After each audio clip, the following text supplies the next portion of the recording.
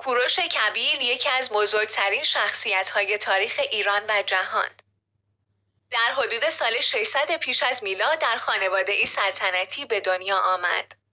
پدرش کمبوجی اول شاه انشان و مادرش ماندانا دختر آستیاد پادشاه ماد بود. کوروش از همان کودکی با چالش‌های زیادی روبرو بود.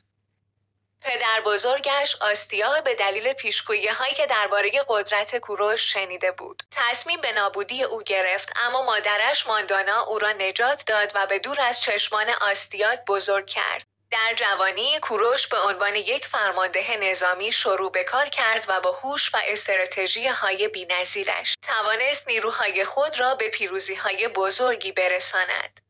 او با اتحاد قبایل مختلف و ایجاد دوستی با دیگر سرزمین‌ها به تدریج قدرت خود را افزایش داد. کوروش با خیانت‌ها و نارضایتی‌های داخلی نیز مواجه شد. یکی از بزرگترین چالش‌های او نبرد با آستیاد بود. در این نبرد کوروش با استراتژی‌های هوشمندانه اش پیروز شد و آستیاد را شکست داد.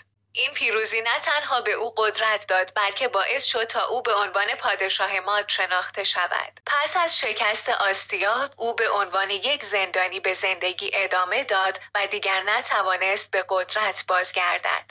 کوروش با فتح بابل و ایجاد امپراتوری بزرگ هخامنشی به عنوان پادشاه کل دنیا شناخته شد.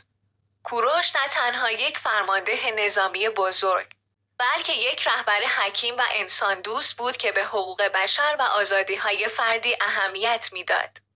داستان او الهام بخش نسل‌های آینده شد و هنوز هم در تاریخ به عنوان نماد قدرت و حکمت شناخته می‌شود.